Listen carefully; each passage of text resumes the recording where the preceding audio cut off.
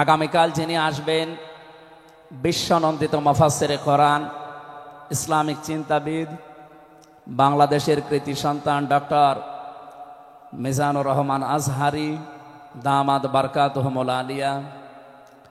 আগামীকাল আসবেন আলেমদের মাথার তাজ, ইসলামিক চিন্তাবিদ, মুফাসসিরে কোরআন জনাব শাইখ আহমদুল্লাহ আতালাল্লাহু উমরাহু ওয়া বারাকাল্লাহু ফি হায়াতি। সকলে বলেন আমিন। গতকাল এখানে যিনি আলোচনা রেখেছেন শাইখুল হাদিস ইবনে শাইখুল হাদিস, আমার কারাগারের সাথী, ইসলামিক চিন্তাবিদ, শিক্ষাবিদ, মুফাসসিরে কোরআন আল্লামা মামুনুল হক হাফিজাহুল্লাহ। গতকাল আলোচনা রেখেছেন শ্রদ্ধাভাজন বড় ভাই মুফাসসিরে কোরআন আব্দুল হাই মোহাম্মদ সাইফুল্লাহ আতালাল্লাহু উমরাহু ওয়া বারাকাল্লাহু ফি হায়াতি। সকলে বলেন আমিন। যে আল্লাহ আমাদেরকে কণ্ঠ ছেড়ে দিয়েছেন কথা বলার জন্যে, 15.5 বছর মনে হচ্ছিল যে আমাদের বুকের ওপর একটা পাথর চাপা দেওয়া আছে। পাথরটা আল্লাহ নিজের কুদরতি ভাবে সরিয়ে দিয়েছেন। যে আল্লাহ আমাদেরকে এখন এই যে কথা বলার মতো সুযোগ দিয়েছেন, বলেন আলহামদুলিল্লাহ। পৃথিবীতে মানুষ যা পেয়েছে সব কিছুর তুলনায় আল্লাহর কাছে কোরআনে কারিম শ্রেষ্ঠ সম্পদ। আজকের এই ময়দানে সম্পর্ক শুধু কোরআনে কারিমের সাথে, নয়তো আমরা এই হাজার লক্ষ মানুষেরা এ রাতের বেলা প্রচন্ড শীত অপেক্ষা করে আসতাম না। শুধুমাত্র শেখ মহিউদ্দিন সাহেব ডাক দিলে আমরা আসতাম, বিষয়টা এমন না। এখানে সম্পর্ক এই সৌন্দর্যের সাথে কোরআনের। এই জন্য যারা স্বেচ্ছাসেবকের দায়িত্বে আছেন আমি তাদেরকে ওয়েলকাম জানাচ্ছি, ধন্যবাদ জানাচ্ছি। তাদের এই কষ্ট, তাদের এই শ্রম আল্লাহ রাব্বুল আলামিন যেন জান্নাতে যাওয়ার পাতিহ বানিয়ে দেন, বলেন আমিন।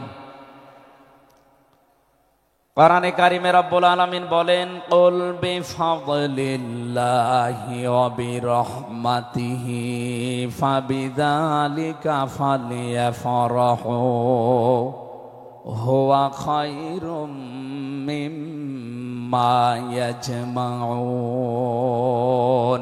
বলেন আল্লাহু আকবার।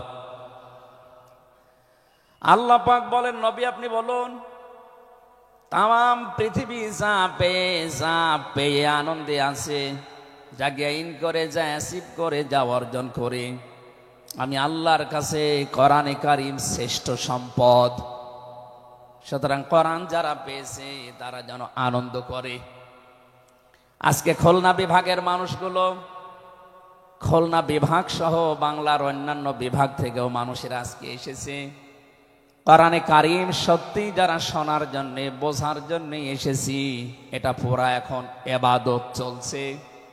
আমরা খুশি দুনিয়ার সব কিছুর তুলনায় আজকে, বলেন আলহামদুলিল্লাহ।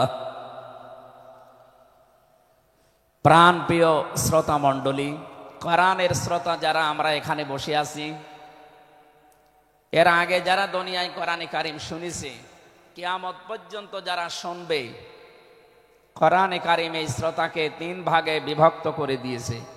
এখানে ওই 3 প্রকার মানুষ আছে, কিয়ামত পর্যন্ত তারা থাকবে। প্রথম নাম্বার, এই কোরআনে কারিম শোনার পরে যারা বাধা দিয়েছিল এই দুনিয়ায়, আল্লাহর কোরআন তাদেরকে ঘোষণা দিয়েছে তারা কাফের। এই বাংলাদেশে আমরা এই 54 বছরে নামধারী মুসলমান, কিন্তু অনেক কাফেরের আচরণ দেখতে পেয়েছি। সূরা হামিম সাজদার 26 নম্বর আয়াতে আল্লাহ তাদের পরিচয় দিয়েছেন, ওয়াকালাল্লাযীনা কাফারু লা তাসমাউ লিহাযাল কুরআন ওয়ালগাউ ফীহি লাআল্লাকুম তাগলিবুন। আল্লাহ পাক বলেন কাফেরেরা সিদ্ধান্ত নিয়েছিল সব চলতে দেওয়া যাবে, মুহাম্মাদের কোরআনে কারিম এটা চলতে দেওয়া যাবে না। কারণ তারা বুঝেছিল এটা 1500 বছর আগে নাজিল হওয়া,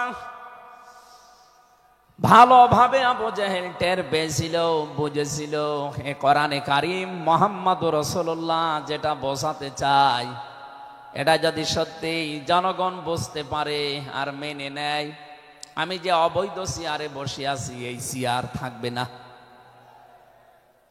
যুগে যুগে যারা কোরআন বাধা দিয়েছে তারা এইটাই টের পেয়েছে। তারা খুব ভালোভাবে জানে কোরআন যারা প্রচার করে সত্যিই কোরআনের এই কথাগুলো যদি সাধারণ মানুষেরা জনগণ বুঝে ফেলে, আমরা যে শয়তানি করি, আমরা যে অবৈধভাবে টিকে আছি, এইটা থাকবে না। এই জন্য বাস্তবতা হচ্ছে কোরআন শুনলে বাধা দেবে এরা এক নাম্বারে কাফের। আমরা জানি কাফের মারা গেলে জানাজা হয় না, হয়? বলেন বলেন। কাফেরের জন্য দোয়া করাও জায়েজ নেই। আল্লাহ রাব্বুল আলামিন বলেন, মা কানা লিন-নাবিয়্যি ওয়াল্লাযীনা আমানু আইয়াস্তাগফিরু লিল মুশরিকিন ওয়ালাউ কানু উলি কুরবা মিন বা'দি মা তাবায়্যানা লাহুম আন্নাহুম আসহাবুল জাহিম। সূরা তাওবা 113 নম্বর আয়াতে আল্লাহ জানিয়েছেন হযরত ইব্রাহিম আলাইহিস সালাম সম্পর্কে যদি আয়াতটা নাযিল হওয়া তামাম দুনিয়ার মানুষকে উদ্দেশ্য করায় আয়াত দিয়ে, হে নবী, কোন নবীর জন্যে কোন ইমানদারের জন্যে এটা জায়েজ না, শোভনীয় না, উচিত না যে কোনো মুশরিক মারা গেলে তার জন্য আল্লাহর কাছে সে ক্ষমা চাবে, ইস্তিগফার করবে।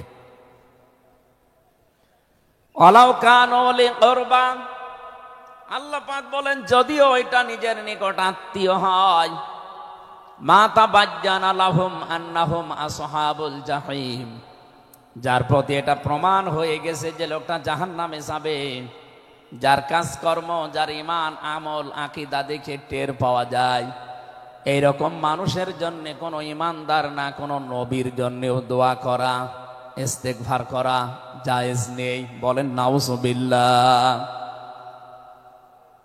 একজন নবীকে যদি আল্লাহ এই কথা বলতে পারেন, আমি আয়াতের ব্যাখ্যায় পড়েছি মুহাম্মদুর রাসূলুল্লাহ সাল্লাল্লাহু আলাইহি ওয়াসাল্লামের নিজের আপন চাচা আবু তালিব, এই লোকটা যখন মারা যাচ্ছিল, বিশ্ব নবী নিজে তার কাছে গিয়ে বললেন, ইয়া আম্মি আবি তালিব কুল লা ইলাহা ইল্লাল্লাহ হাজ্জুল লাকা ইনদাল্লাহি ইয়াউমাল কিয়ামাহ, বুখারী শরীফের হাদিস।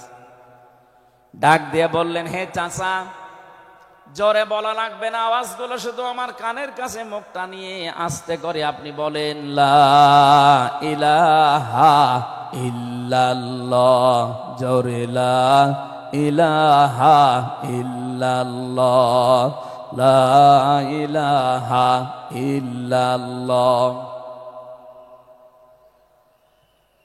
লা ইলাহা ইল্লাল্লাহ মুহাম্মাদুর রাসূলুল্লাহ।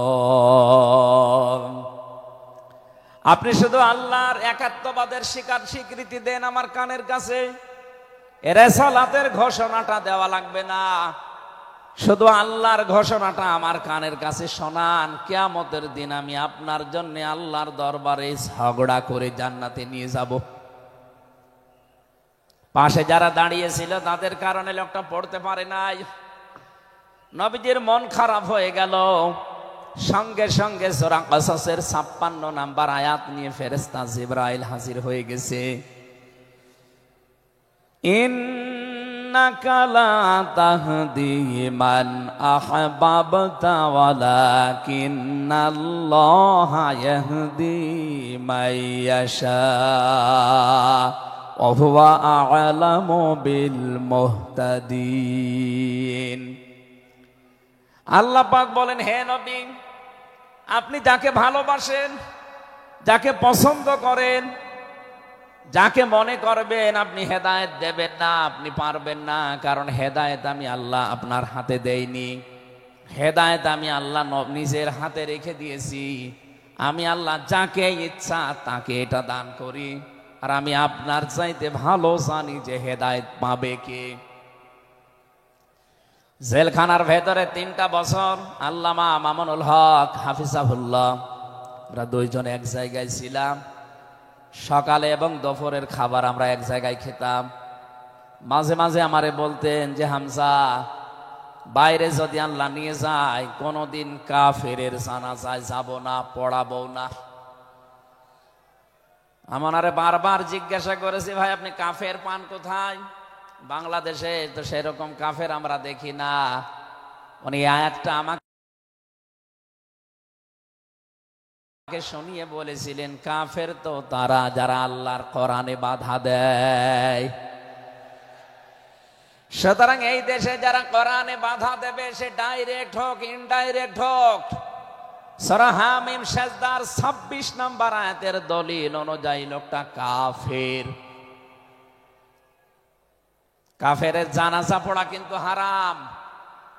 আমার মনে হয় এখন দেশের অবস্থা যা, আমরা যদি এই সিদ্ধান্তে উপনীত হতে পারি যে কাফেরের জানাজা বন্ধ হয়ে যাবে, আগামীতে কোরআনে কারিম বাধা দেওয়ার মতো সাহস অনেকেই করবে না। কোরআনে কারিমের শ্রোতা 1 নম্বরে পেলাম যারা কাফের। 15.5 বছর থেকে শুরু করে 54 বছর আমরা যা দেখলাম, অনেকেই কিন্তু ডাইরেক্ট ইনডাইরেক্ট বাধা দিয়েছেন। এখনো যদি ওইরকম মানুষ থাকেন এই দেশে, আপনি তাওবা করবেন, আপনি সংশোধিত হয়ে যাবেন। আর যেহেতু এখন সংস্কার চলছে, আপনি নিজেকেও সংস্কার করে নেবেন। কোরআনের শ্রোতা হিসাবে আমরা 2 নম্বরে পেয়েছি তাদের নাম। আল্লাহ রাব্বুল আলামিন বলেন, ওয়াইদা কিলা লাহুম তাআলাহু ইলা মা আনজালাল্লাহু ওয়া ইলার রাসূলি রাআইতাল মুনাফিকিনা ইয়াসুদ্দুনা আনকা সুদুদা। সূরা নিসার 61 নম্বর আয়াতে আছে, হে নবী, মানুষদেরকে আপনি যখন বলবেন আসো আল্লাহর বিধানের দিকে আসো, রাসূলের জীবনের দিকে আসো, আপনি দেখতে পাবেন অনেক মানুষ শুনতেও আসবে কোরআন, আপনার কথাও শুনতে আসবে। কিন্তু যখন দেখবে যে এগুলো কোরআনের সাথে আমাদের জীবনের মিল নেই, রাসূলের এই আদর্শের দিকে ডাকে, এগুলোর সাথে বাস্তবতা আমাদের মেলে না, রাআইতাল মুনাফিকিনা ইয়াসুদ্দুনা আনকা সুদুদা, আপনি দেখতে পাবেন ও মানুষগুলো আস্তে করে আপনার কাছ থেকে পেছন ফিরে কেটে পড়ছে। বলেন নাউজুবিল্লাহ।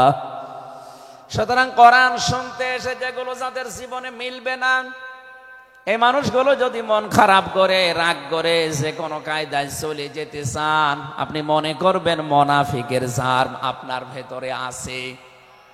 আল্লাহ আমাদের হেফাজত করুন, বলেন আমিন। 3 নম্বর শ্রোতার বর্ণনা পেয়েছি সূরা আনফালের 2 নম্বর আয়াতে। আল্লাহ পাক বলেন, ইন্নামাল মুমিনুনা আল্লাযীনা ইযা যুকিরাল্লাহু ওয়াজিলাত কুলুবুহুম ওয়া ইযা তুলিয়াত আলাইহিম আয়াতুহু যাদাতুহুম ঈমানা ওয়া আলা রাব্বিহিম ইয়াতাওয়াক্কালুন। চিৎকার করে বলেন আল্লাহু আকবার। আল্লাহ পাক বলেন, আমার দৃষ্টিতে তো কোরআনের শ্রোতা আসল এবং মুমিন তারা, যাদের সামনে আমার নাম উচ্চারণ হলে তাদের অন্তরাত্মা কেঁপে ওঠে, আমার আয়াতগুলো তাদের সামনে তেলাওয়াত হলে এ মানুষগুলোর ঈমান ভেতরে যা আছে এটা আরো বেড়ে যায়। এখানে যাদাতুহুম ঈমান আর ব্যাখ্যায় আমি দেখেছি, শরীরের পশমগুলো দেখবেন আপনি হঠাৎ খাড়া হয়ে যাবে, বাম স্তনের 2 আঙ্গুল নিচে একটা গোস্তের টুকরা আছে, ওটা কাঁপবে, কাঁপাকাঁপি করবে, একটা অনির্বচন শোক আপনি আলাদা অনুভব করবেন। এই 3টা যদি এখন আমাদের ভেতরে তৈরি হয়, আলা রাব্বিহিম ইয়াতাওয়াক্কালুন, বাড়ি যাওয়ার আগে এই সিদ্ধান্ত নিয়ে যাওয়া যাবে যে আল্লাহ ছাড়া আর কারো উপরে আমরা ভরসা করি না। বলেন সুবহানাল্লাহ। এই তিনটা আয়াত দিয়ে আমি বোঝাতে চেয়েছি কাফের কারা, মুনাফিক কারা, আল্লাহর দৃষ্টিতে মুমিন কারা। 3 নাম্বার এই তরিকায় যদি আমরা এই 3টি গুণ অর্জন করতে পারি, আজকে আল্লাহর কথাগুলো শুনলে আপনার ভেতরে কাঁপ ধরবে। 2 নাম্বারে আল্লাহর আয়াত তেলাওয়াত হবে, যখন বুঝতে পারবেন যে কি বলে। ওয়াইদা সামিউ মা উনজিলা ইলার রাসূলি তারা আয়ুনাহুম তাফিদু মিনাদ দামি'i মিম্মা আরাফু মিনাল হক ইয়াকুলুনা রাব্বানা আমান্না ফাকতুবনা মা'আশ শাহিদিন। সূরা মায়েদা 7 নাম্বার পারার 1 নাম্বার পৃষ্ঠার 1 নাম্বার লাইনের 83 নাম্বার আয়াতে আছে। তাফসিরে ফি জিলালিল কোরআন থেকে শোনাচ্ছি। রব্বুল আলামিন বলেন, নবী আপনি যখন ওদের সামনে পড়বেন, আমার এই আয়াতগুলো যখন ওরা মন দিয়ে শুনবে, অনুধাবন করতে পারবে, উপলব্ধি করার যোগ্যতা যাদের আছে, আপনি দেখবেন ওদের চোখ দিয়ে মনের অজান্তেই পানি পড়ছে। এজন্য অ্যাক্টিভ হন আরো, কারণ কোরআন শোনার 2টা নিয়ম আল্লাহ দিয়েছেন। ফাসতামিউ লাহু ওয়া আনসিতু, শুধু শোনা না, তাহলে সামিয়া দিতেন। আল্লাহ ফাসতামিউ দিয়েছেন, এজন্য মনোযোগ সহকারে শুনতে হবে। আজকের তেলাওয়াতকৃত আয়াত থেকে আমরা তাফসীর আকারে কথা বলবো ইনশাআল্লাহ। 2 নাম্বারে চুপ থাকা লাগবে। আমি এখনো অনেককে দেখতে পাচ্ছি এদিকে ওদিকে তাকাচ্ছেন, গল্প করছেন। আশা করছি কোরআনে বর্ণিত আল্লাহর এই 2টা নির্দেশ আপনি মেনে নেবেন। 1 নাম্বারে চুপ থাকবেন, 2 নাম্বারে মনোযোগ সহকারে শুনবেন। লাআল্লাকুম তুরহামুন, আশা করা যায় আল্লাহর রহমত এখানে নাজিল হবে। আল্লাহ আমাদেরকে আয়াতটা মেনে চলার তৌফিক দেন, বলেন আমিন। এজন্য কোরআনের আলোচনা শুনলে সবার চোখে পানি আসবে না। যারা এটা উপলব্ধি করতে পারবে, অনুধাবন করতে পারবে, আপনি দেখবেন তাদের মনের অজান্তেই কখন যেন চোখ দিয়ে পানি গড়িয়ে পড়ছে, তারা নিজেরাও টের পাবে না। আল্লাহ যেন এই 3 নাম্বার এই প্রকার শ্রোতা হিসাবে আমাদের কবুল করেন, বলেন আমিন।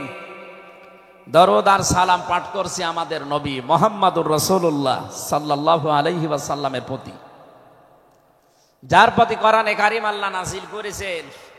সেই কোরআনকে যদি আপনি জিজ্ঞাসা করেন, হে কোরআন, যার উপরে নাযিল হলে তার সম্পর্কে তোমার ভেতরে কোনো কিছু আছে, কোনো পরিচয়? আল্লাহ রাব্বুল আলামিনের কোরআন আমাদেরকে শোনাচ্ছে, ওয়াইদ ক্বালা রাব্বু ওয়াইদ ক্বালা ঈসা ইবনু মারইয়ামা ইন্নী রাসূলুল্লাহি ইলাইকুম মুসাদ্দিকাল লিমা বাইনা ইয়াদাইয়া মিনাত তাওরাত।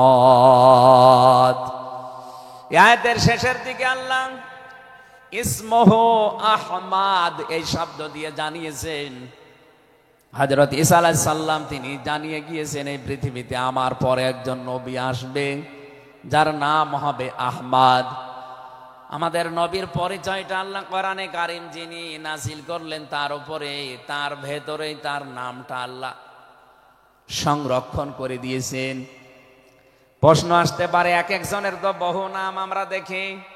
হে কোরআন, তোমার ভেতরে কি মুহাম্মদুর রাসূলুল্লাহ সাল্লাল্লাহু আলাইহি ওয়াসাল্লাম এই নাম তোমার ভেতরে আল্লাহ কি তার সম্পর্কে দিয়েছেন নাকি? আমরা যে তেলাওয়াত করেছি সূরা ফাতিহা, এই সূরা থেকে যেহেতু আজকে আলোচনা করব, এই সূরার প্রথম আয়াতে আমার আল্লাহ আমার নবীর নামকে উল্লেখ করে জানিয়েছেন। এটা 29 নাম্বার আয়াত, মুহাম্মাদুর রাসূলুল্লাহ। সূরা ফাতিহার 29 নাম্বার আয়াতটা আমরা পড়েছি 4 ভাগের 1 ভাগ। এই আয়াত থেকে আমরা আজকের আলোচনার বিষয় সাজিয়েছি। আমার আজকের বিষয়বস্তু, আমরা মুহাম্মাদুর রাসূলুল্লাহর উম্মত হতে চাই। সত্যি যদি আল্লাহর দৃষ্টিতে বিশ্বনবী মুহাম্মদুর রাসূলুল্লাহর উম্মত আমরা হতে চাই, মাস্ট বি তেলাওয়াতকৃত আয়াতের এই বর্ণিত গুণগুলো আমাদের এখন থেকেই অর্জন আরম্ভ করা লাগবে।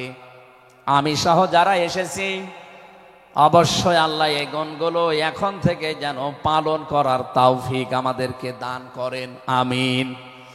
সূরার নাম সূরা ফাতিহা। ফাতাহ মানে বিজয়।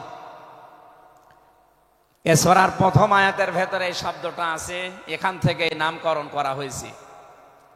আল্লাহ রাব্বুল আলামিন বলেন, ইন্না ফাতাহনা লাকা ফাতহাম মুবিনা। অবশ্যই হে নবী, আমি আপনাকে একটা সুস্পষ্ট বিজয়ের সুসংবাদ দিচ্ছি। এই বিজয়ের ঘটনা তো ঐতিহাসিকভাবে ইবনে কাসিরের ভেতর থেকে আমি শিক্ষার জন্য এবার বলছি। এদিকে খুব অ্যাক্টিভ হয়ে থাকবেন। এই সূরা ফাতিহার 18 নম্বর আয়াত।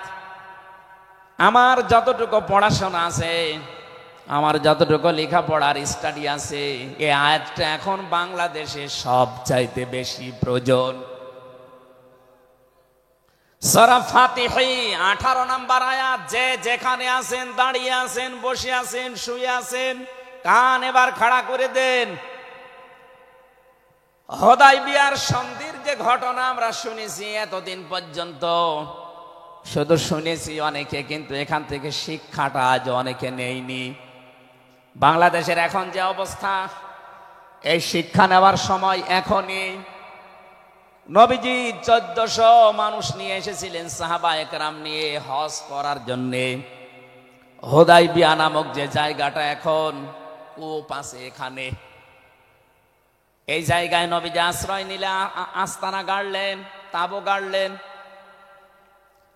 কাফেরদের পক্ষ থেকে এখানে প্রতিবন্ধকতা সৃষ্টি করা হয়েছে যে না, আপনাদেরকে আমরা আর যেতে দেব না। বিশ্বনবী তাদেরকে প্রস্তাব দিলেন যে আমরা কিচ্ছু নিয়ে আসিনি সাথে করে, শুধু হজ করে চলে যাব। কাফেরদের পক্ষ থেকে আওয়াজ এলো, না, আপনাকে আমরা যেতে দেব না, তবে আমাদের একটা প্রস্তাব আছে। আপনি যদি আগামী বছরে আসেন হজ করে যেতে পারবেন, কিন্তু এবছরে আপনাদেরকে আমরা আল্লাহর ঘর কাবায় যেতে দেব না। কি নিষ্ঠুর আচরণ! তাকান, আল্লাহ পাকের নবী আল্লাহর ঘর তাওয়াফ করবে, বাধা দিচ্ছে যারা আল্লাহকে বিশ্বাস করে না তারা। এ বাংলাদেশে 50টা বছর কোরআনে কারীম প্রচার করেছে যারা, কোরআনের পাখি শহীদ আল্লামা দেলাওয়ার হোসাইন সাইদি রহমতুল্লাহ আলাইহি, তার নামে মামলা দেওয়া হয়, কেস দেওয়া হয়, তিনি নাকি ধর্মীয় অনুভূতিতে আঘাত দিয়েছে। আমার তো মনে হয় 1500 বছর আগে নবীজিকে যারা বাধা দিয়েছিল আল্লাহর ঘর কাবায় হজ করতে দেবে না, 1500 বছর পরে যেন তাদের প্রেতাত্মারাই ফিরে এসেছে। আল্লাহর নবী বললেন, ঠিক আছে, ওসমানকে পাঠালাম। হযরত ওসমান ইবনে আফফান রাদিয়াল্লাহু তাআলা আনহু তিনি গেলেন। হযরত ওসমানকে তারা আটক করার পরে ঘোষণা দিয়ে দিল, কতিলা ওসমান ইবনে আফফান, ওসমানকে হত্যা করা হয়েছে। এ সংবাদ যখন নবীজির কাছে এসেছে, যশোরবাসী খুব খেয়াল করেন, এখানে হযরতে ওসমানকে তারা হত্যা করার ঘোষণা দিয়ে মিথ্যা একটা সংবাদ পাঠিয়ে দিয়েছে নবীজির কাছে। নবীজি সাহাবায়ে কেরামকে বললেন, যারা ইহরামের কাপড় পরে এসেছিলে সব এখন খুলে ফেলো। সাহাবায়ে কেরাম বলেন, হে রাসূল, ইহরামের কাপড় খুললে হজ? বলে, হজ আগামী বছর। বাংলার মুসলমানেরা, আমি কেন বলছি আয়াতটা 2-1 মিনিট পরে আপনি টের পাবেন। দ্বিতীয় নম্বর, নবীজি বললেন আজকে রমজান মাস, এটা এ রমজান মাসের এখন আর আধা ঘন্টা 1 ঘন্টা সময় আছে মাত্র ইফতারি করার, এখনই ভেঙে ফেলো, ইফতারি করে ফেলো। দরকার আগামীতে রোজা, আবার রমজানের সিয়াম আবার করে দেওয়া যাবে। যে 2টা সিদ্ধান্ত নিলেন, 2টাই ফরজ, একটা রোজা, একটা হজ। নবীজি কিন্তু জানতেন ইহরামের কাপড় খুলে ফেললে হজ ভেঙে যাবে, আর একটু পরেই তো ইফতারি করলে রোজাটা হয়ে যায়। বিশ্ব নবী বলেন না এক্ষুনি রোজা ভেঙে ফেলো। আবার বলছে কান খাড়া করেন, আমি কিন্তু 2 মিনিটের ভেতরে জায়গায় যাব। এত বড় দুইটা বড় বড় ফরজ বিধান নবীজি লঙ্ঘন করছেন, কারণটা কি? কারণ একটাই, ওরা একজন নিরপরাধ মানুষকে আটক করে হত্যার ঘোষণা দিয়েছে। আপনি বাংলাদেশকে 15.5 বছরের সাথে ওই ঘটনাটা মিলান। একটা নিরপরাধ মানুষ, মাত্র একজন, তাকে আটক করে হত্যার ঘোষণা দেওয়ার কারণে যদি নবী মুহাম্মদ রাসূলুল্লাহ হজ ছেড়ে দিতে পারেন, রোজা ছেড়ে দিতে পারেন, তিনি ওই বাবলা গাছের নিচে হাত দিলেন, সাহাবায়ে কেরামকে বললেন আমার হাতের উপরে সবাই হাত লাগাও, আমি আজকে তোমাদেরকে বায়াত গ্রহণ করাবো, শপথ নেব তোমাদের কাছে। 1399 জন নবীর সাথে আছে, আর হযরত ওসমানকে যেহেতু তারা আটক করেছে, এই 1399 জন সবাই নবীজির হাতের উপরে একটার পরে হাত দিতে আছে। বিশ্ব নবী ডাক দিয়ে বলেন সাহাবীরা, জিবরাইল এই মাত্র সূরা ফাতিহা এই সূরার 18 নম্বর আয়াতটা আমাকে তেলাওয়াত করে শুনিয়ে গেল। জিবরাইল এসেছিল, তোমরা কেউ দেখতে পাওনি। জিবরাইল আয়াতটা শুনিয়েছে, লাকাদ রাদিয়াল্লাহু আনিল মুমিনিনা ইয ইউবাইউনাকা তাহতাশ শাজারাতি ফাআলিমা মা ফি কুলুবিহিম ফানজালাস সাকিনাতা আলাইহিম ওয়া আসাবাহুম ফাতহান করিবা। খুব খেয়াল করেন, সেই সময় পর্যন্ত আমি চলে এসেছি। নবীজি নিজের বাম হাতটা সাহাবায়ে কেরামদের উপরে রেখে বললেন, সাহাবীরা আজকের এই বায়াতের উপরে, শপথের উপরে আল্লাহ পাক নিজেই জানিয়েছেন যে তিনি রাজি হয়ে গেছেন। আয়াতটা শুরু করার আগে আল্লাহ 2টা তাকিদ দিয়েছেন, লাম এবং কদ। লাকাদ রাদিয়াল্লাহু আনিল মুমিনিন, আল্লাহ পাক বলেন আমি নিজে মুমিনদের উপরে অবশ্যই অবশ্যই রাজি হয়ে গেছি। রাজি হব না, হয়ে গেছি। তাহতা শাজারাতি, এই গাছের নিচে আপনার হাতের উপরে যারা হাত দিয়ে আজকে শপথ বাক্য পাঠ করছে যে ওসমান হত্যার বদলা না নিয়ে কেউ মদিনায় ফেরত যাবে না, আমি আল্লাহ তাদের মনের খবর যেহেতু জানি, ফাআলিমা মা ফি কুলুবিহিম, তারা যে শপথ নিচ্ছে এটা কিন্তু লোক দেখানোর জন্য না, এটা মন থেকেই। ফানজালাস সাকিনাতা আলাইহিম, তাদের উপরে আমি আল্লাহর প্রশান্তি নাযিল হয়ে গেছে অলরেডি। ওয়া আসাবাহুম ফাতাহান করিবা, তাদেরকে আমি আসন্ন একটা বিজয়ের সুসংবাদ দিচ্ছি। সুতরাং এই বায়াতের রিদওয়ানের উপরে যেহেতু সবাই হাত দিয়েছে, ওসমানের হাতটা এখানে নেই, হে নবী আপনার বাম হাতটা উপরে তুলে ধরেন, এইটাই আমি ওসমানের হাত হিসাবে মেনে নিলাম। তার মানে 1400 মানুষের উপরে আমি আল্লাহ অলরেডি রাজি হয়ে গেছি। আমার মুসলমান ভাইরা, এবার আমি খেয়াল করার জন্য আর একবার বলছি, এইটা বলার জন্য আমি এতক্ষণ ঘুরছিলাম। একটা নিরপরাধ মানুষকে ওরা মিথ্যা তথ্য ছড়িয়েছে যে আটক করা হয়েছে, মেরে ফেলা হয়েছে, হত্যা করা হয়েছে। নবীজি একজন মানুষের জীবনের বদলা নেওয়ার জন্য 1400 মানুষকে তিনি বায়াত করাচ্ছেন, শপথ বাক্য পাঠ করাচ্ছেন। একটু খেয়াল করেন তো, একজন মানুষের জীবনের জন্য জীবন দিতে প্রস্তুত 1399 জন, আর নবী সহ। এমন বাক্য তিনি পাঠ করিয়েছেন, এমন শপথ নিয়েছেন যে আল্লাহ অলরেডি রাজি হয়ে আয়াত নাজিল করছেন। নবীজি বললেন ওরা ওসমানকে হত্যা করেছে, ওসমান একজন নিরপরাধ মানুষ। একটা নিরপরাধ মানুষকে বিনা কারণে আটক করে হত্যা করেছে, ওদের কোনো ক্ষমা নেই। আমরা আজকে এই 1400 মানুষ শপথ নিলাম ওদেরকে হত্যার প্রতিশোধ না নিয়ে আমরা কোনোদিন আর মক্কা মদিনায় ফেরত যাব না। আমার তো মনে হচ্ছে বাংলাদেশে এখনো বহু মানুষ বিনা কারণে যাদেরকে হত্যা করা হয়েছে, নিরপরাধ মানুষগুলোকে ফাঁসির কাস্টে ঝোলানো হয়েছে, কত মানুষকে মৃত্যুর দিকে ঠেলে দিয়েছে। এখনো জিন্দা শহীদ জনাব এটিএম আজহারুল ইসলাম এখনো জেলখানায় পচতেছে। বানানো বিচার ব্যবস্থা, বানানো বিচারপতি, নিজেদের উকিল, নিজেদের পিপি, নিজেদের সাক্ষী, নিজেদের রায় সব দিয়ে একটা মানুষকে আর 17 বছর আপনি আটক করে রেখেছেন। আমার তো মনে হয় এখন সময়ের দাবি। সূরা ফাতিহা থেকে যেহেতু তাফসীর শুনছেন, আজ এই বাংলার 18 কোটি জনগণের উপরে যদি আল্লাহ পাক খুশি হতে চান, এই নিরপরাধ মানুষগুলোকে জেলখানা থেকে মুক্ত করা লাগবে।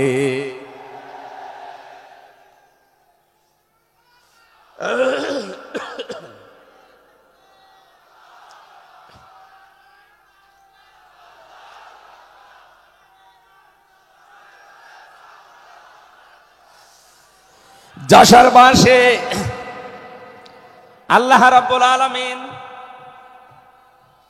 এখানে কয়েকটা বিষয় আমাদেরকে উপহার দিতে চেয়েছেন সুসংবাদের মাধ্যমে। 1 নম্বরে আল্লাহ বলেন আমি রাজি হয়ে যাব। 2 নম্বরে ওদের মনের মূল কথাগুলো যেহেতু আমি জানি, সুতরাং যারা নারায়ে তাকবীর আল্লাহু আকবার স্লোগান দিয়ে এই মাজলুম মানুষটার পক্ষে অবস্থান নিলেন, আমার তো মনে হচ্ছে ফানজালা সাকিনাতা আলাইহিম, আল্লাহ পাক তার রহমত এখন এদেশের উপরে নাজিল করবে। 2 নম্বরে ওয়াসাবাহুম ফাতাহান করিবা, একেবারে সুপ্রসন্ন নিকটবর্তী বিজয় আমাদেরকে আল্লাহ এই মাজলুম মানুষটার পক্ষে দাঁড়ানোর কারণে দেবে। আমি আজকেও একজন জেলখাটা মানুষের সাথে কথা বলছিলাম, তিনিও প্রায় 3.5-4 বছর ছেলে ছিলেন। তিনি জ্বালাচ্ছিলেন যে হামজা ভাই, আসলে আমরা যারা জেলে ছিলাম তারা ছাড়া এটা বোঝানো সম্ভব না।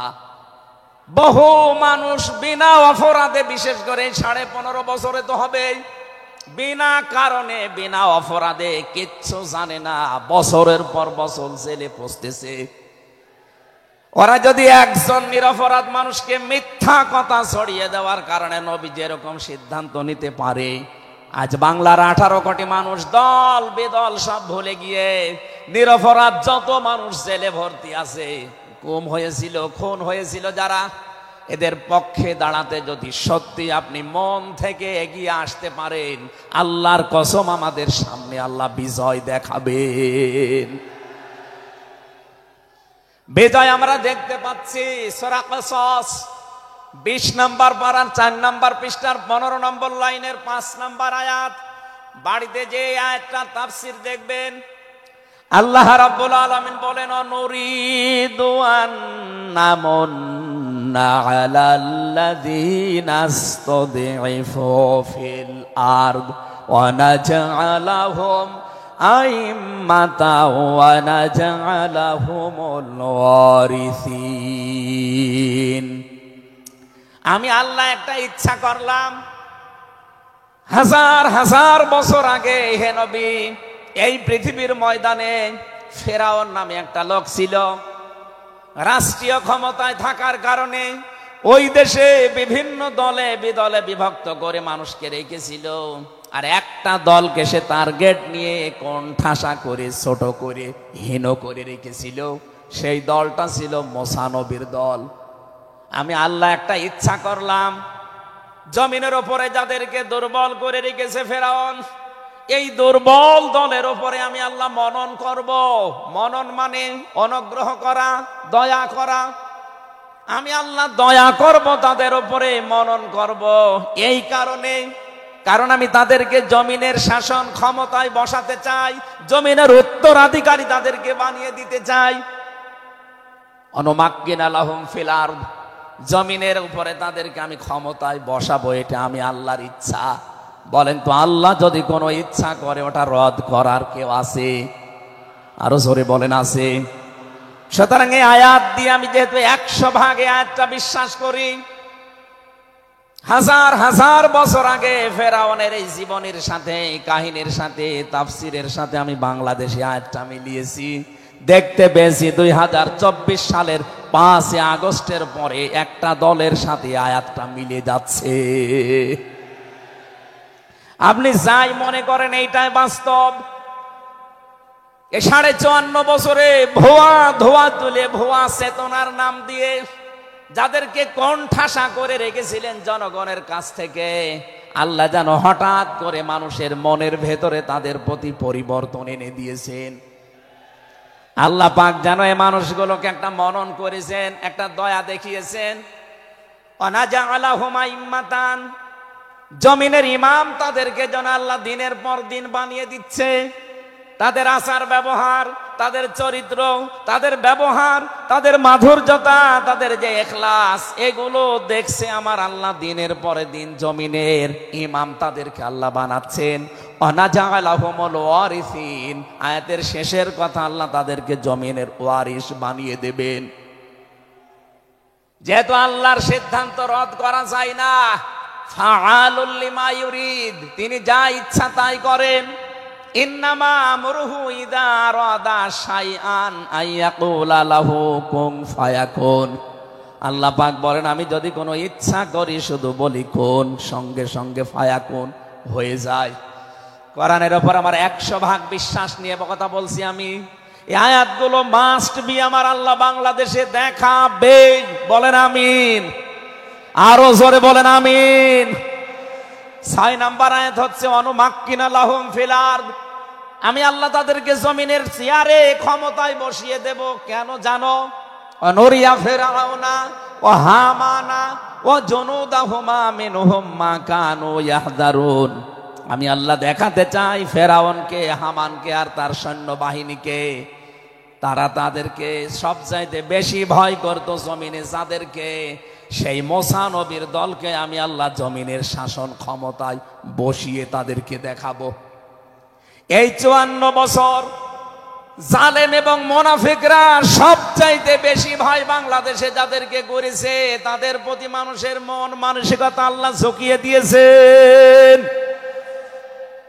এই জন্য কোরআনের আয়াতের উপরে বিশ্বাস করে বলছি, এই বাংলাদেশে যারা নিরপরাধ মানুষ আছে তাদেরকে যদি 5 তারিখের পরে বিভিন্ন আন্দোলনের কারণে, মানবিকতার কারণে ছেড়ে দেওয়া হয়, বিশেষ করে ম্যাডাম খালেদা জিয়াকে আপনি ছেড়ে দিয়েছেন। এরপরে আমরা দেখতে পেলাম আব্দুল সালাম পিন্টু ভাইকে ছেড়ে দিয়েছেন। এরপরে গিয়াসউদ্দিন মামুন ভাইকে ছেড়ে দিয়েছেন। মিয়ানুরউদ্দিন অপু ভাইকে ছেড়ে দিয়েছেন। আমরা চাই জনাব এটিএম আজহারুল ইসলামকেও মুক্তি দেওয়া হোক। এ দাবির পক্ষে আছেন কারা দেখি? লিল্লাহি তাকবীর।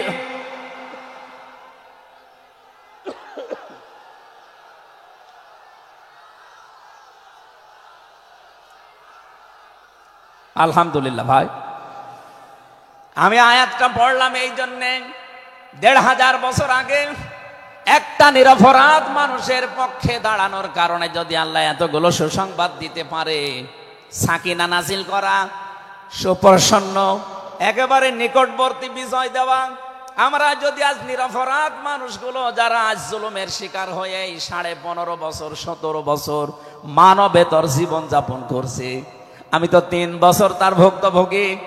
3টা বছর আমাদেরকে ফাঁসির কন্ডেম সেলের ভেতরে 24 ঘন্টা লক আপ দিয়ে রাখতেন। কি করেছিলাম আমরা? আজকে এই যে মাহফিলের 6 জন আলেমের ভেতরে আমরা 3 জনই এক জায়গায় ছিলাম জেলখানায়, আর বাকি 3 জনের ভেতরে একজন তো বাইরের দেশে, আর 2 জন আব্দুল হাই সাইফুল্লাহ, শাইখ আহমদুল্লাহ, 2 জন মজলুম।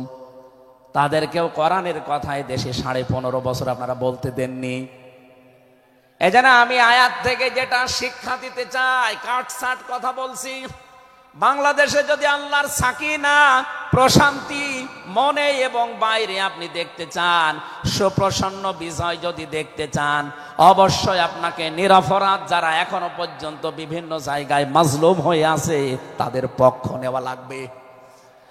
এক কথা বলুন, আল্লাহ আজকে আমাদের জীবনে 100% মেনে চলার তৌফিক দান, বলেন আমিন। এই সূরা ফাতিহা থেকেই আমরা পড়েছি 29 নম্বর আয়াত।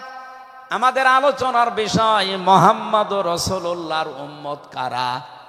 রব্বুল আলামিন বলেন মুহাম্মাদুর রাসূলুল্লাহ, মুহাম্মদ সাল্লাল্লাহু আলাইহি সাল্লাম আল্লাহর রাসূল। হে নবী, দুনিয়ার কেউ যদি আপনার রিসালাত স্বীকার না করে, কেউ যদি সাক্ষী না দেয়, আমি আল্লাহ নিজে সাক্ষী দিয়ে দিলাম আপনি আমার রাসূল।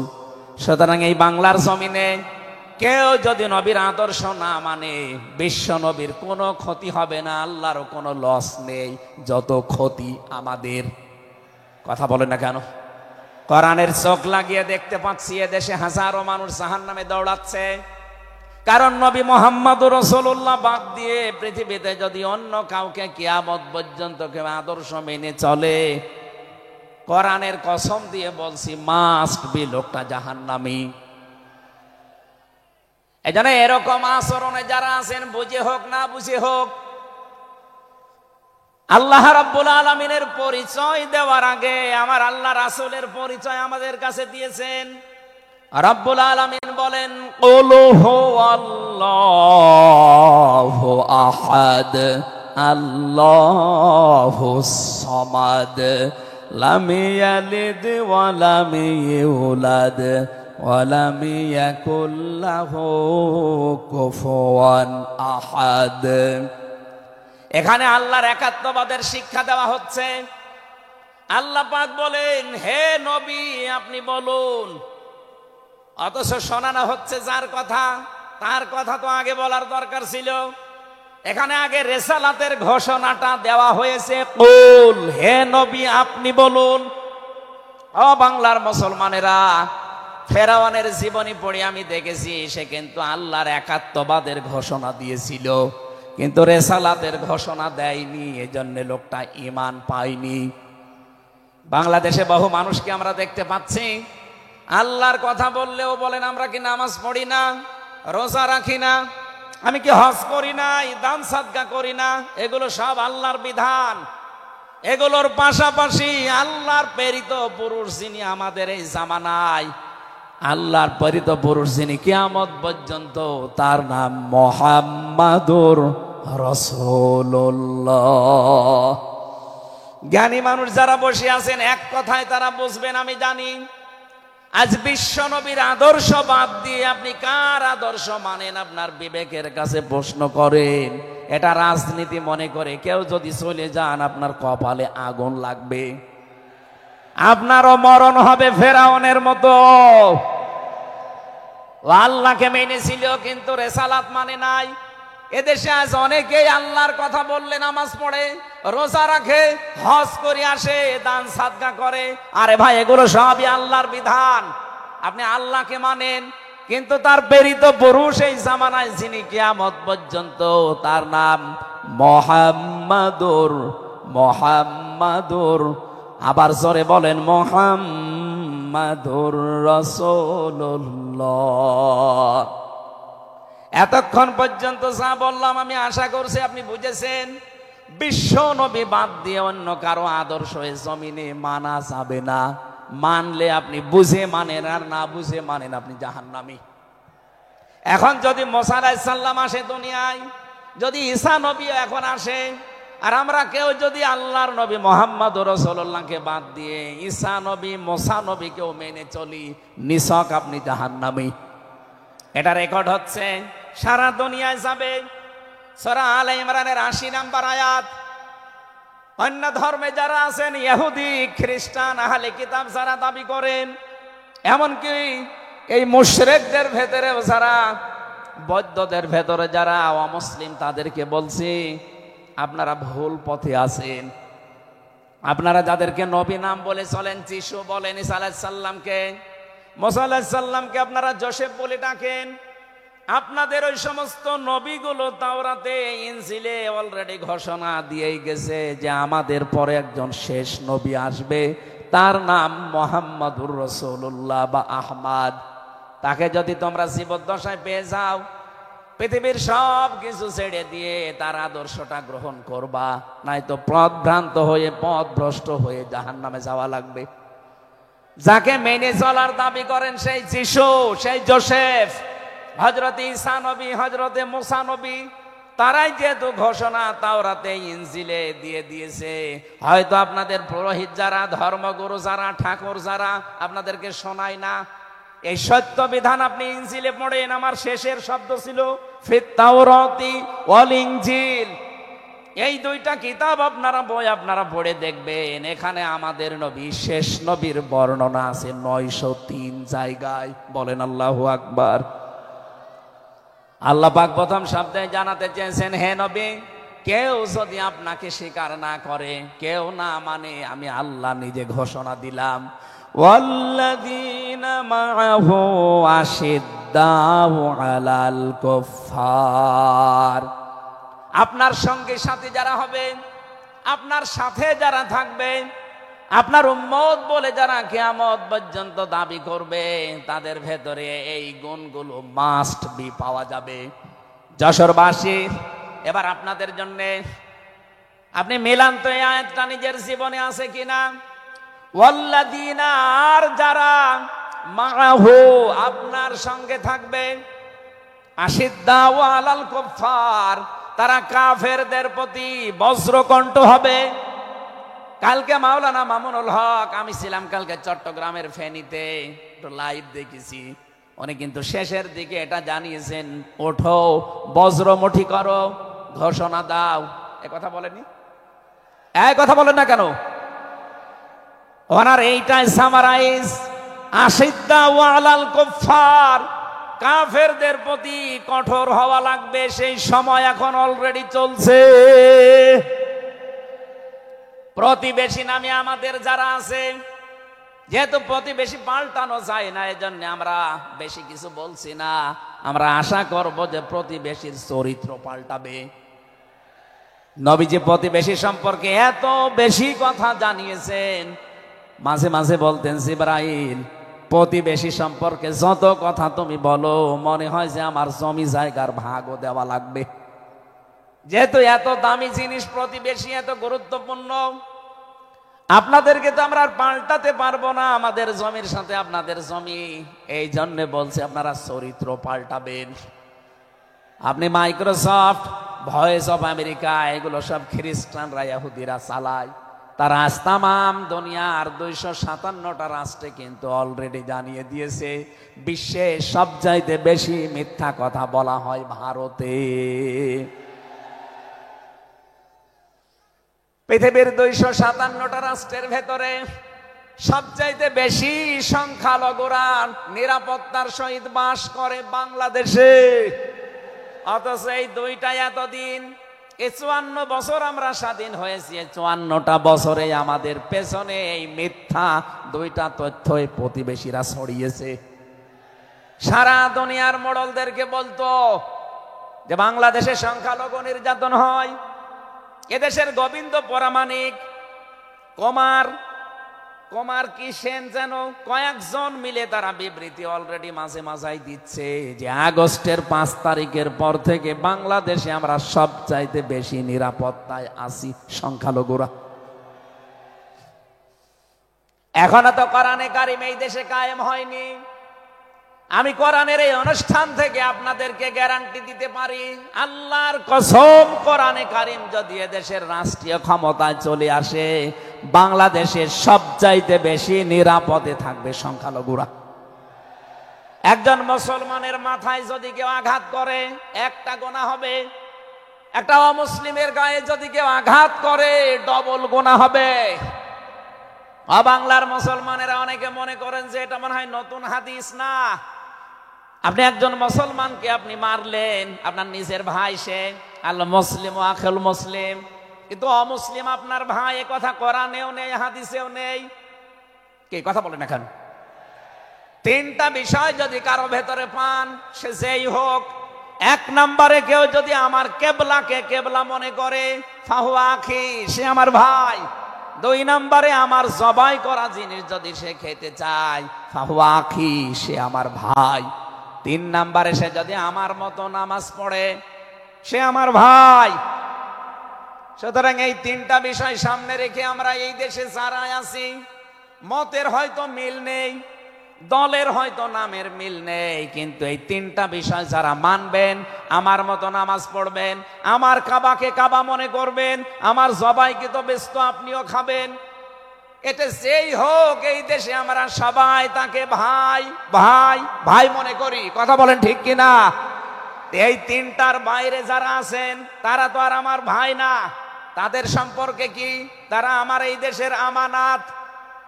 এক নম্বরে এই সংখ্যালঘু যারা আছে, হিন্দু হোক, খ্রিস্টান হোক, বৌদ্ধ হোক, মুশরিক হোক, যাই হোক, যারা আছে তাদের ওপর যদি আপনি অত্যাচার করেন, তাদের মন্দির ভাঙেন, তাদের দেবতাকে গালি দেন, তাদের মাথায় বাড়ি দেন, চাঁদাবাজি করেন, এক নম্বরে জুলুমের গুনাহ হবে, দুই নম্বরে আমানতের খেয়ানতের গুনাহ হবে।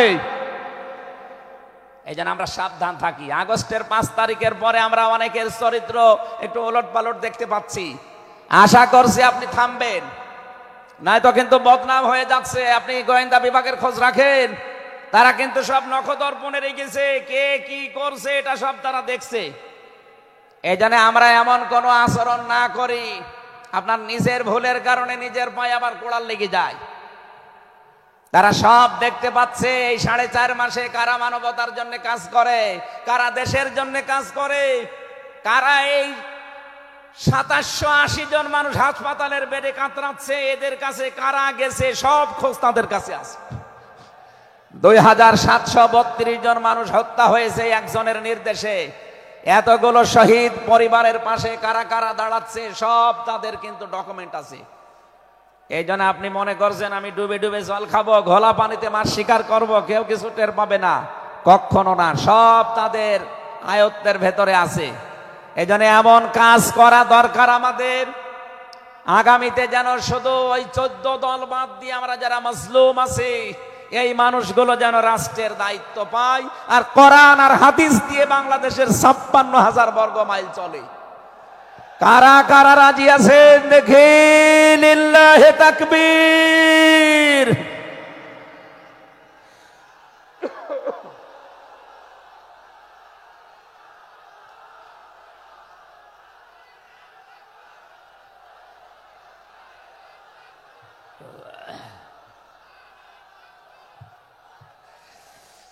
আমার ভাইরা, এবার আমি মূল কথায় যাচ্ছি। মুহাম্মদ রাসূলুল্লাহর উম্মত হতে হলে আমাদেরকে বজ্রমুষ্টি হওয়া লাগবে, ঐক্যবদ্ধ হওয়া লাগবে। যারা নবীর উম্মত, কাফের যারা, তাদের বিরুদ্ধে। আমি কাফেরের পরিচয় সে প্রথমে দিয়েছি।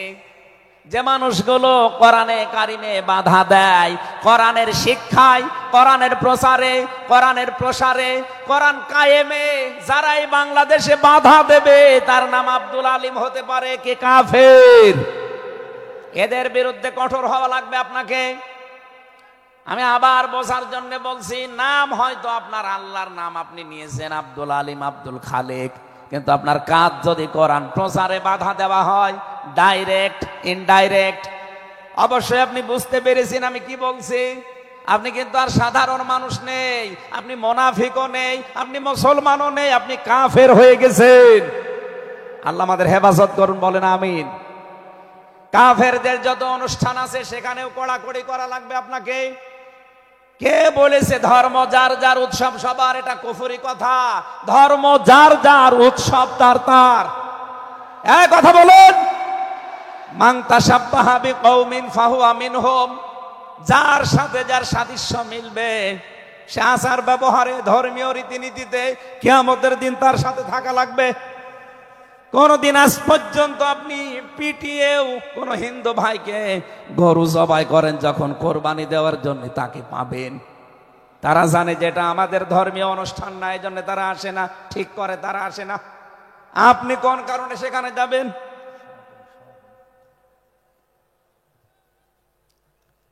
রোহামা ও বাইনাহুম। দ্বিতীয় নম্বরে আমরা পেয়েছি নিজেদের ভেতরে মহব্বত, ভালোবাসা, সম্প্রীতি, মায়া, মমতা, এটা নিজেদের ভেতরে বাড়ানো লাগবে। আপনি নবীর উম্মত হতে চান, অথচ এটা নিজেদের ভেতরে আরো দূরত্ব তৈরি করেন না। এটা নিজেদের ভেতরে আরো স্যাক্রিফাইস করে হোক, ডাকাডাকি করে হোক, নিজেদের ভেতরে এটা তৈরি করা লাগবে আরো বেশি। তার অহমরুকাং সজ্জাদা, হে নবী আপনার উম্মত যারা আপনার সাথে যারা আছে তাদেরকে দেখতে পাবেন আল্লাহর সন্তুষ্টি এবং অনুগ্রহ তালাশ করার জন্যে তারা রুকু এবং সেজদাকারী অবস্থায় তাদের দেখতে পাবেন। নবীর উম্মত যারা এসেছেন, অন্য ধর্মের লোকদেরকে বাদ দিলাম, বিশ্ব নবীর উম্মত যারা এখানে বসে আছেন, আমাদের উচিত হবে যতদিন আজরাইল না আসে ফরজ নামাজ আমরা কোনোদিন ছেড়ে দেব না। আরো জোরে বলেন, আল্লাহ যেন এটা মেনে চলার তৌফিক দেন আমাদের একেবারে জীবনের শেষ দিন পর্যন্ত। 2 নম্বরে, ফরজ নামাজের সময়টুকু যেভাবেই হোক বের করে আপনি আদায় করেন। সুন্নত নফল ওইগুলো যদি পড়তে না পারেন পরবর্তীতে পড়বেন, কিন্তু ফরজ নামাজ কেউ ছেড়ে দিয়ে সে আল্লাহর আয়ত্ত থেকে বের হয়ে যায়। বলেন নাউজুবিল্লাহ। সাহাবা একরাম আল্লাহর দরবারে যে 7টা কারণে কবুল হয়েছিলেন, তার ভেতরে 1 নাম্বার কারণ ছিল এই মানুষগুলো আল্লাহর বিধান সামনে পেলে পৃথিবী ভুলে যেতেন। আব্দুল্লাহ আনসারী রাদিয়াল্লাহু তাআলা আনহুর জীবনী পড়েছি। এ লোকটা আল্লাহর বিধান সেজদাকে সামনে রাখতে গিয়ে নিজের স্ত্রীকে এক কাপড়ে গর্তের ভেতরে বসিয়ে রেখেছিল, নিজের ছেলেকে শিকল দিয়ে বেঁধে রেখেছিল, তারপরও আল্লাহর বিধান সেজদা সে ভুলে যায় নাই। আমাদের এরকম কঠিন পরিস্থিতি এখন হয়তো আসেনি, তারপরও আমরা অনেকে বিনা কারণে ফরজ নামাজ ছেড়ে দেই। আমি নামাজের কথা মুসলমানদের কাছে সচরাচর বলতে চাই না, কারণ একজন মুসলমান আর একজন কাফেরের ভেতরে পার্থক্য নামাজ। নামাজ যদি কেউ না পড়ে সে মুসলমান থাকে কি করে? সুতরাং আজান হওয়ার পরে মুসলমান যাবে মসজিদে নামাজ আদায় করতে, মানুষ টের পাবে যে লোকটা মুসলমান। রিজালুল্লাহ তুলহিহিম তিজারাতু ওয়ালা বাইউন আন যিকিরিল্লাহ ইলা আখিরি আয়াত। মুসলমান ব্যবসায়ী যারা, তাদের পরিচয় আল্লাহ দিয়েছেন। আল্লাহ রাব্বুল আলামিন বলেন, এই পৃথিবীর ময়দানে যারা মুসলমান ব্যবসায়ী, আজান হওয়ার সঙ্গে সঙ্গে ব্যবসা প্রতিষ্ঠান বন্ধ করে দিয়ে তারা সেজদায় দৌড়াবে। ইয়াবতাগুনা ফাদলাম মিনাল্লাহি ওয়া রিদওয়ানা। এখানে আল্লাহ 2টা শব্দ ব্যবহার করেছেন। আল্লাহর ফজল যদি কেউ চায় তাহলে অবশ্যই তাকে মসজিদে যাওয়া লাগবে। আল্লাহুম্মা ইন্নী আসআলুকা মিন ফাদলিকা, ফজলের জন্য জমিনে আল্লাহ পাঠিয়েছেন আমাদেরকে, আর রহমতের জন্য তার ঘর মসজিদে পাঠিয়েছেন। এজন্য আল্লাহর রহমতের জন্য 5 বার আল্লাহর ঘরে আমাদেরকে যাওয়ার নির্দেশ দিয়েছেন আল্লাহ। আর যদি ফজল অনুগ্রহ পেতে চাই, রিজিক, এগুলোর জন্য জমিন, এই জমিন আল্লাহ আমাদেরকে হালাল রুজি উপার্জন করার যে ব্যবস্থা, এরকম ময়দান যেন তৈরি করে দেন। বলেন আমিন। সীমাহুম ফি ফুজুহিহিম মিন আসারিস সুজুদ। আল্লাহ বলেন এদের এই চিহ্নগুলো, সেজদার চিহ্নগুলো এদের চেহারার বিভিন্ন জায়গায় ফুটে উঠবে। কিয়ামতের ময়দানে এই চিহ্ন দেখে দেখে নবী সুপারিশ করে করে জান্নাতে নিয়ে যাবে। হয় কপালে, নাই নাকে, নাই হাতে। যে সমস্ত জায়গায় সেজদা দেওয়ার জন্য আপনি জমিনে লাগিয়েছিলেন, এই জায়গাগুলো কিয়ামতে চমক দিতে থাকবে। আল্লাহ আমাদের প্রত্যেককেই এই 5টি গুণ অর্জন করার মাধ্যমে বিশ্ব নবীর খাঁটি উম্মত হওয়ার তৌফিক দিন। আমিন, আল্লাহুম্মা আমিন। লা ইলাহা ইল্লা আনতা সুবহানাক ইন্নী কুনতু মিনাজ জালিমিন। রব্বানা যালামনা আনফুসানা ওয়া ইল্লাম তাগফির লানা ওয়া তারহামনা লানাকুনান্না মিনাল খাসিরিন। যেখানে যারা দাঁড়িয়ে আছেন মোনাজাতটা বসে করেন, যদি সুযোগ থাকে। মোনাজাত হচ্ছে আল্লাহর কাছে, বসে করেন মোনাজাতটা। যেখানে যারা দাঁড়িয়ে আছেন বসেন, বসেন, প্রত্যেকেই বসেন। মাথা নিচু করেন, চক্ষু বন্ধ করেন। নিজের জীবনের অপরাধগুলো স্মরণ করেন মনে মনে। আমরা আশা করব আজকে যতগুলো অপরাধ স্মরণ হবে, কোরআনের ইজ্জতে আল্লাহ অপরাধগুলো সব মাফ করে দিয়ে ওই জায়গাটা নেকি দিয়ে পাল্টিয়ে দেবে ইনশাআল্লাহ। রব্বানা যালামনা আনফুসানা ওয়া ইল্লাম তাগফির লানা وترحمنا لنكونن من الخاسرين রব্বুল আলামিন যশোর পুলের হাট 8 দিন সকিনা মেডিকেল কলেজ প্রাঙ্গণে 3 দিন ব্যাপী ঐতিহাসিক তাফসিরুল কোরআন মাহফিলের দ্বিতীয় রজনীতে রাত 11টা বেজে গেছে। সেই জোহরের পর থেকে গভীর রজনী পর্যন্ত যারা কোরআনে কারিম শোনার জন্য চাতক পাখির মতো বসে আছে, আল্লাহ মনের ভেতরে যার যে কামনা বাসনা আছে মেহেরবানি করে পুরা করে দাও। এ বিশাল আয়োজনের দিকে তুমি একটু তাকাও। আল্লাহ মনে হচ্ছে তারা জান্নাত সাজিয়েছে। তোমার হাবিব জানিয়েছে কোরআনের পেছনে যারা টাকা পয়সা খরচ করবে কিয়ামতে ওই অর্থের হিসাব তোমার কাছে দেওয়া লাগবে না। আজকের এই বিশাল ময়দান সাজাতে গিয়ে যারা টাকা পয়সা খরচ করেছে, আদ্দিন ফাউন্ডেশন, আকিস গ্রুপের যে ভাইগুলো, এদের এই টাকাগুলো কোরআনের ইজ্জতে কোরআনের প্রচারের জন্য কবুল করে নাও। সওয়াব যদি তুমি দিয়েই থাকো খুশি হয়ে, আল্লাহ তাআলা যা বলতে চেয়েছি আমার ঈমান থেকে আমি হক কথাগুলো বলার চেষ্টা চালিয়েছি। সওয়াব যদি অক্ষরে অক্ষরে 10টা করে নেকি হয়ে যায়, সওয়াবগুলো তুমি আমাদের নবীর রওজায় পৌঁছিয়ে দাও। দুনিয়ার মাটির নিচে যারা ঈমান নিয়ে ঘুমিয়ে আছে এদেরকে ক্ষমা করে দাও।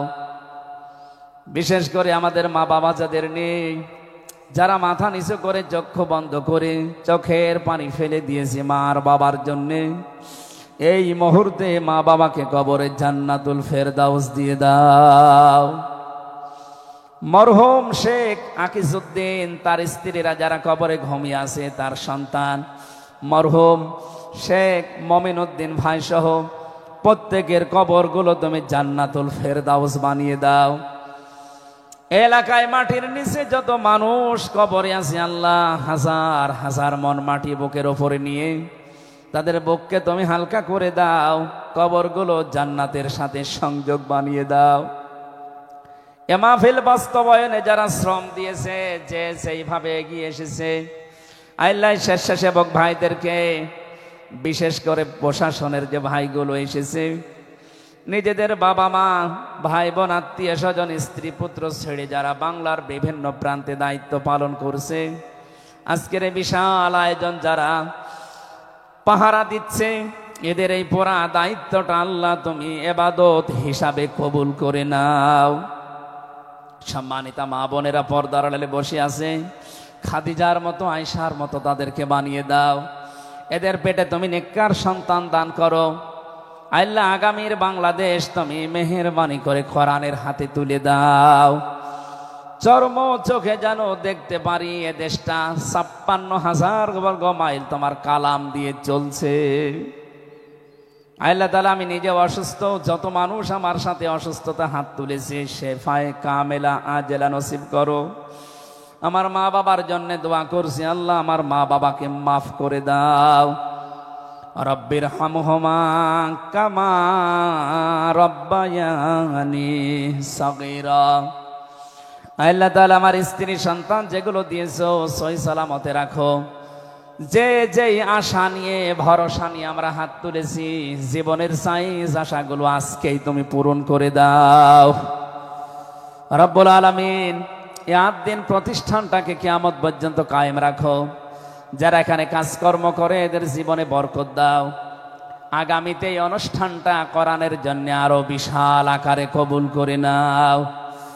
বড় ভাই কবির বিন সামাদ, আমিরুল মুমিনিন মানিক সহ যত পরিচালক এখানে কাজ করছে উপস্থাপনায়, প্রত্যেকের জীবন কবুল করো। আল্লাহ তাআলা আগামীতে যিনি আসবেন ডক্টর মিজানুর রহমান আজহারি ভাই, শাইখ আহমদুল্লাহ সহ কোরআনের সঠিক কথাগুলো তাদের জবান থেকে বের করে দিও। তোমার বান্দা বান্দীদের আশা যাওয়া কালকে আরো আসান করে দিও আল্লাহ। বারাকাল্লাহু লানা ওয়া লাকুম ফিল কোরআনিল আযীম। মরণ আসলেই যেন পড়তে পারি লা ইলাহা ইল্লাল্লাহু মুহাম্মাদুর